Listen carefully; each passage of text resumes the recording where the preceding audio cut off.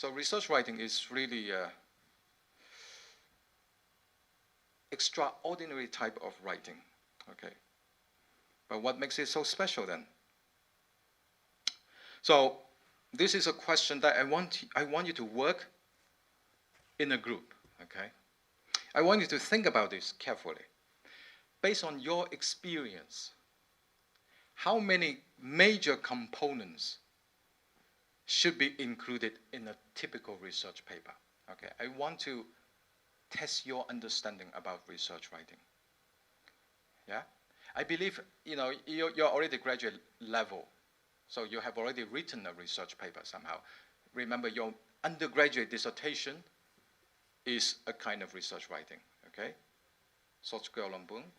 when you write during the undergraduate level. So don't say that you have never written a research paper before. Yeah? So based on your experience, I want to know, in your view, how many major components, okay, major components should be included in a typical research paper? Background, okay, good. That's very good, background. Do you agree background should be one of the major components? Yes? Okay, good. So let's start with the background.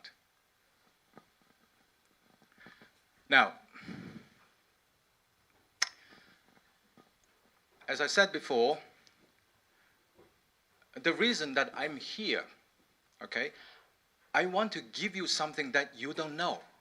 Okay? If I give you something that you have already know, or you can Google online, then I'm wasting my time and you're wasting your time here. Okay? So I hope what we are doing here, we can go a little bit deeper. Okay? Don't stay at the superficial level. Yeah, we go a little bit deeper. So let me ask you this question. All right, you all think that background is important for research writing.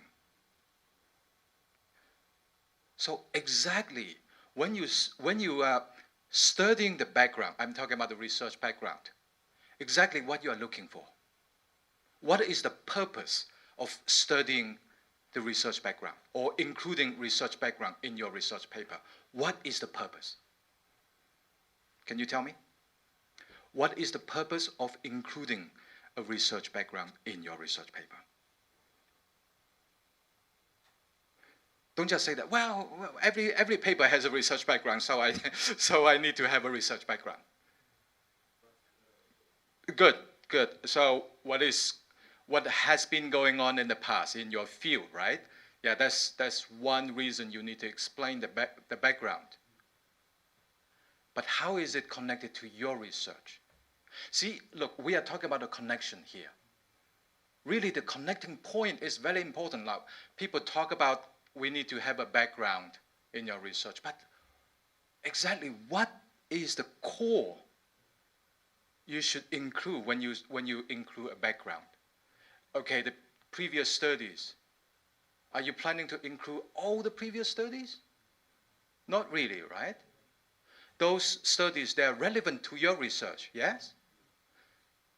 But through what? In virtue of what those previous research is relevant to yours? There must be a connecting point. So this leads to the next question. What do you think should be followed from the background?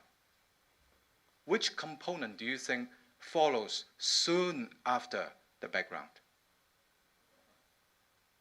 Purpose? Do you think it's a purpose?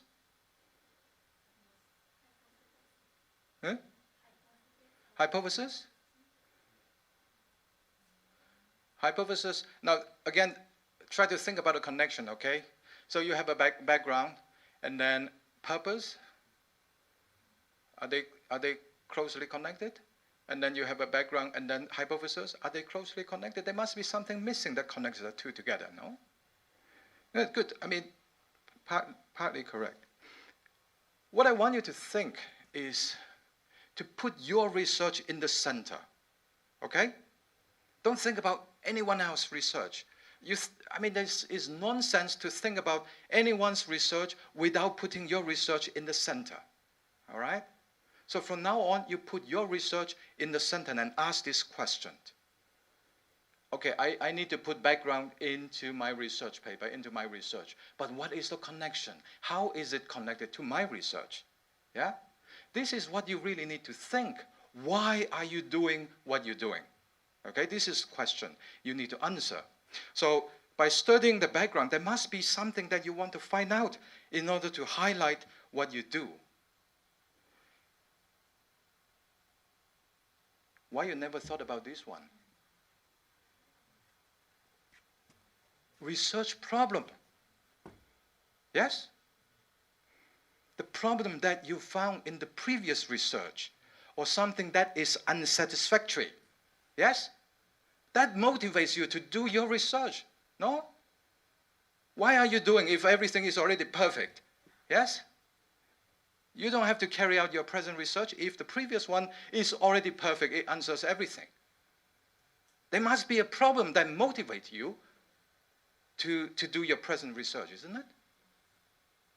Think about this. So from now on, you look at it, you know, when you study the background, you don't just provide, okay, a general description or general report about what previous people have done, previous research have done. You focus on one thing, the connecting point to your research. What is not good enough, what is unsatisfactory, or what could be explained better, or what could be improved. That is the focus point of looking at previous research. Yeah? Of course, you might look at them with, you know, with admiration. You know, you admire people's work. You admire Einstein's, theory, the theory of relativity. But that is not the purpose of your research. Yeah. You need to have a reason why you're doing what you're doing. So you need to have a problem. Yeah. I'm not saying that you need to criticize the previous research. It's not. Yeah? You develop. Research is about development. Yeah? You move one step further. Okay? It does. I'm not saying that the previous research is bad. No, it's not. It's just that you are improving. You're doing something further on. Yeah? Okay, now, so this is the second component. So you need to cover. This is typically, you're going to cover this in your introduction session of the paper normally. Yeah? So what follows from problem? What do you think should be followed from the problem?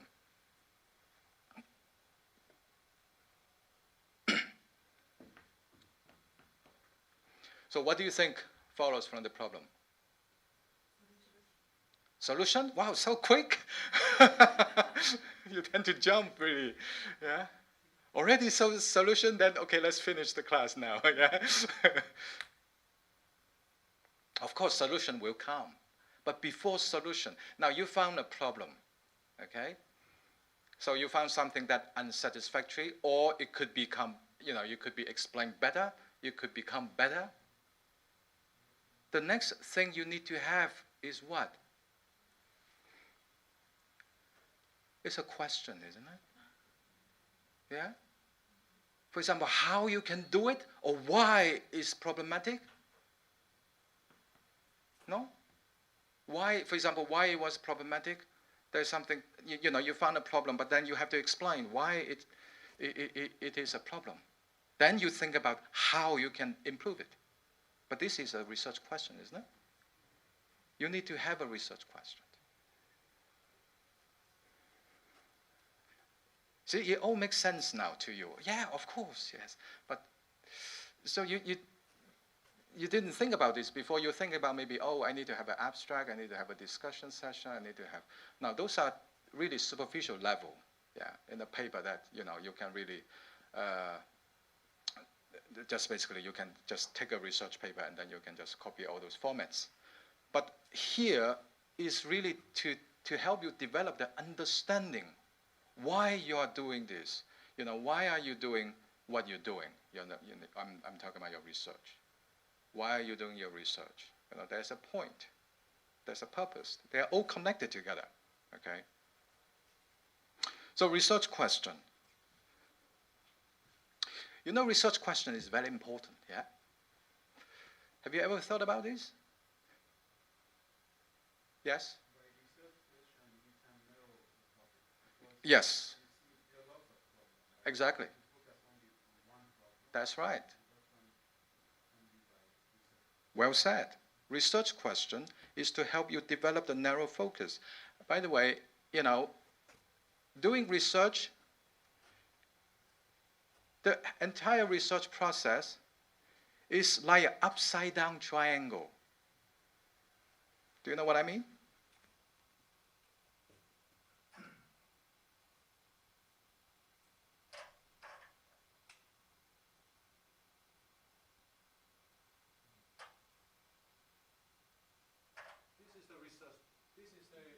This is the research process. You start from broad, but eventually you come down to really specific. Okay? A professional researcher is not the one who knows everything. Okay?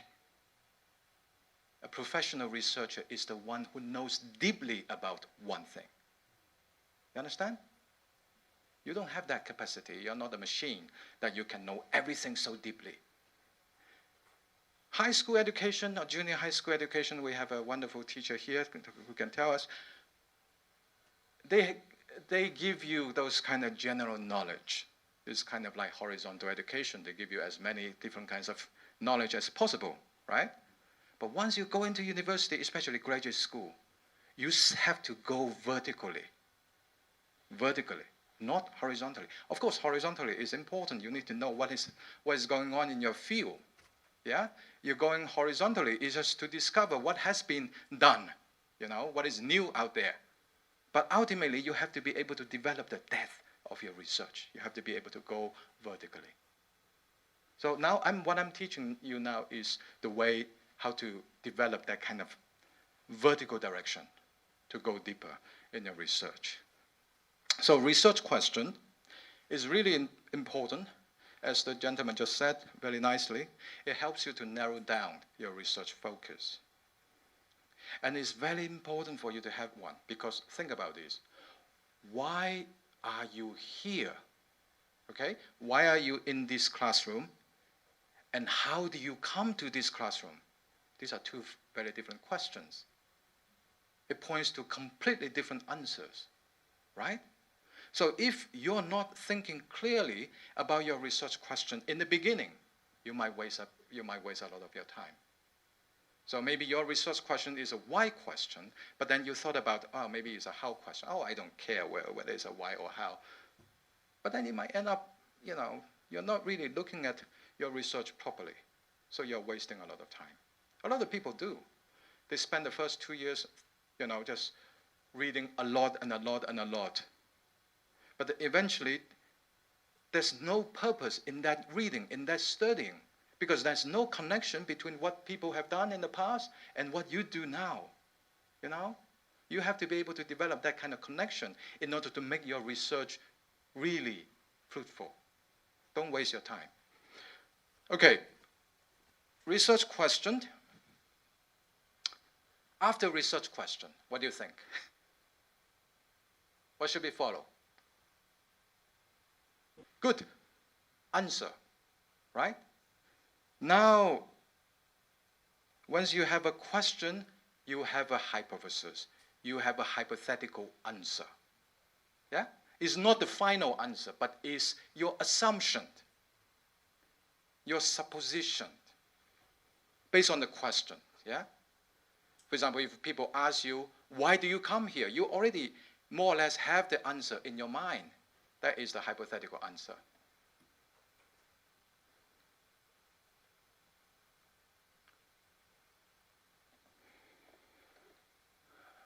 See, now you can see all these are connected.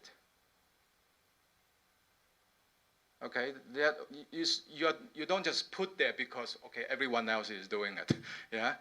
There's a reason why these components are in your research paper. It all points to one direction. Okay? Now, you have a hypothesis. what to do next. Yes, once you have a method, you start to think about how you're going to support your hypothesis, right? How you're going to prove it. Yeah, you have the answer. Just like a detective has the assumption that, oh, it must be Simon who killed Mary. Okay, this is the assumption, based on the crime scene.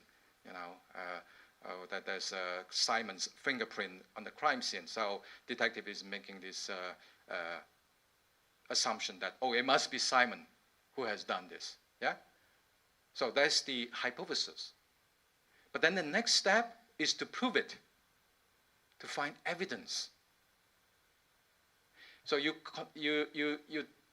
design or devise a research method, whether it's experiment, for engineering. Any engineering student here? Yeah, one. Okay, two, or quite a lot. Okay, engineering, maybe experiments is a very common method. Yeah, for you to collect data, to collect evidence. But anyone humanities here? Humanities like social science, education. Okay, so maybe you use a different means. Yeah, for example, in education, how do you collect data? How do you collect the evidence? You conduct interviews, right? Okay. Questionnaires, yes. So interviews, questionnaires, yeah. These are also ways to collect data. The purpose is to support your hypothesis. Yes.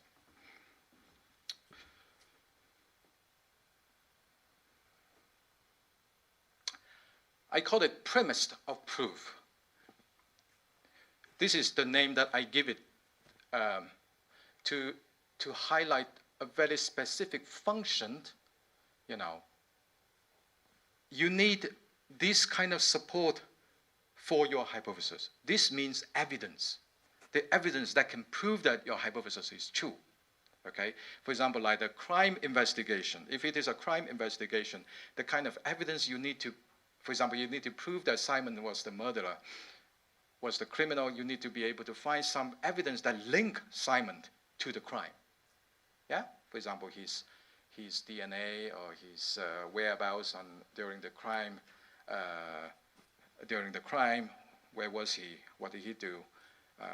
And why was his fingerprint found in the crime scene? You need to collect those evidence to prove that your hypothesis is true. Yeah? This is very straightforward, isn't it? Of course, today one of the important topics that I will cover is what counts as evidence. Okay? Later on I will talk about what counts as evidence, because believe me, still many people don't understand what is evidence. Okay? So at least know now, in your research you need evidence to support your claim, to support your hypothesis. You cannot just say that, oh, believe me, it is true.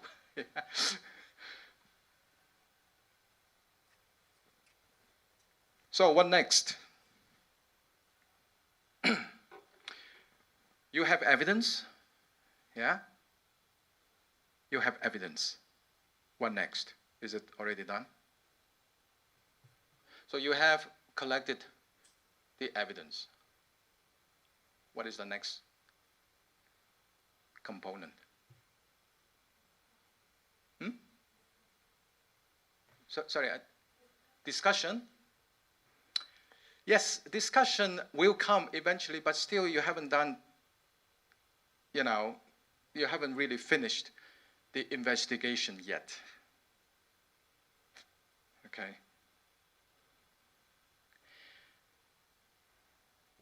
I tell you this, no matter how good the evidence you collect, it cannot prove 100% that your conclusion is true. Okay? This is science. Science cannot give you 100% certainty about, your conclusion. Your hypothesis is absolutely true. It's almost impossible. Yeah? So suppose if you make a claim about global warming, let's say emissions of carbon dioxide causes of course, human emissions of carbon dioxide and other kinds of greenhouse gases causes global warming. Okay, so suppose you make this claim, and you have collected all this evidence that, oh, there's this increase of this carbon dioxide emission, and so on and so forth. Yeah, you have very good, solid evidence. But can you say that, look, my claim is absolutely true? No, you can't, right? You can't. Even though you can prove like 99%, well, 99% is really, really high in science. You know, you can ask people in engineering, they don't get 99%, that kind of high ratio, okay? Like even you have 70% is already very good. So suppose you have a kind of, after you have performed the analysis, you come to reach the point that, okay, with the evidence, with the results that I have, I can prove my claim up to like 70 or 80%. So, but then there is still 20 to 30% error, or possibility of error, or possibility of falsehood, right? No matter how good your evidence you get, there will be always a possibility for your claim to be false, or at least to be challenged. Counter-argument. There will be always a counter-argument to your hypothesis. Right? Have you ever thought about this? This is really important. Just understand this point. You cannot prove 100% that your claim is true, your hypothesis is true. So if you cannot claim 100% that your claim is true, suppose if you can only prove like 70% or 80% confidence that your claim is true, then the 20 or 30% of possibilities is the room for counter-argument. You need to think about this. This is a strategy to strengthen your research, okay? So people will ask you, okay, you don't have 100% evidence. What about that 20%? Yeah? So you need to think. When you go to a conference or when you present your Ph.D. Paper to the committee, people will ask you this question. It's a very sensible, very reasonable question. You cannot just say that, well, nothing is perfect, Yeah?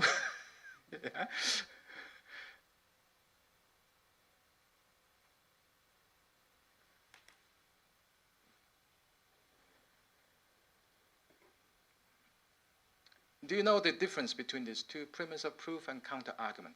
Now, this is you can see that this is a support, okay?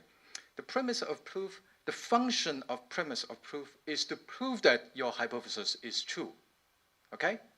So evidence, the function of evidence is to prove that your hypothesis is true, okay? That is the function of evidence. But counter-argument, what does it mean? The counter-argument, if counter-argument is true, then your hypothesis is false. Okay? So this is what you need to take those, for example, criticisms, or for example, maybe your supervisors will ask you, what about this? Okay, now you have found this evidence, but what about that? Okay? Counter-argument should be taken seriously, because if it is true, then your hypothesis is false. All right? It goes opposite. So now you have the premise to prove that your hypothesis is true, but then there's a possibility for your hypothesis to be false, because no evidence could prove the hypothesis to be true 100%. So you need the second type of premise. It's called the premise of defense. This is to prove, to counter the counter-argument, okay? You need to present the evidence to show that the counter-argument is false. So not only you need evidence to show that your claim is true, but also you need evidence to show that the counter-argument is false. So if you can present the evidence to show that the counter-argument is false, of course, you defend your your hypothesis from being false. Premise means support, okay? All right? Then, once you have, once you have a hypothesis, you have the premise that can support the hypothesis is true, and also you have taken care of the counter-argument by presenting evidence that shows that the counter-argument is false. Then you are in a very good position to move to the next step, to discuss the limitation of your research. Now, this is the discussion. This is where discussion comes in, okay? Now, no research is complete. You always have to move on, yes? So, there is always something more you have to do to finish. Well, you never finish your research. Research is endless. Yeah.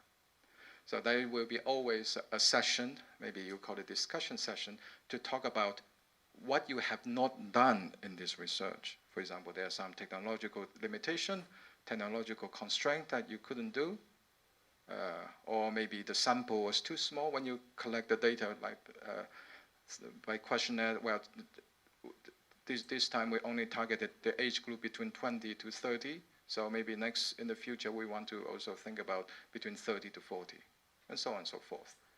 This is the limitation of your present research,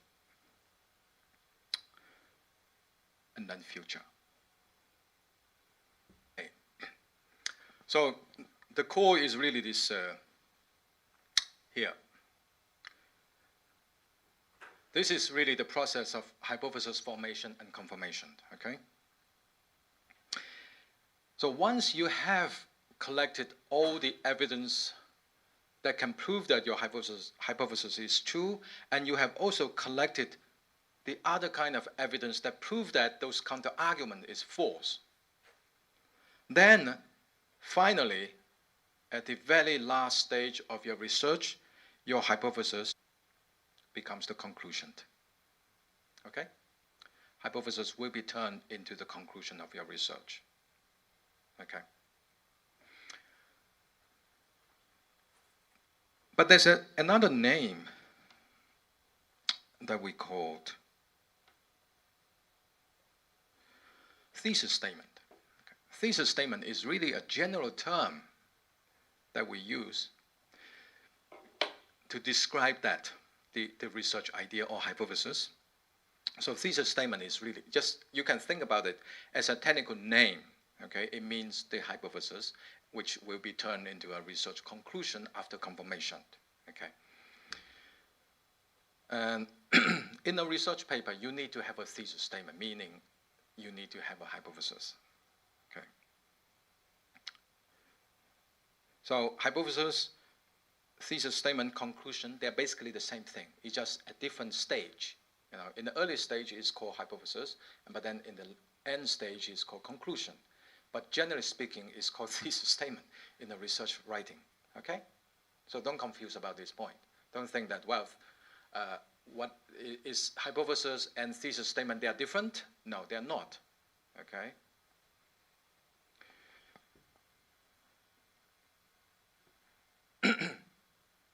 So what is really important is these three components. Yeah, as I said, research is essentially a process of forming and confirming a hypothesis.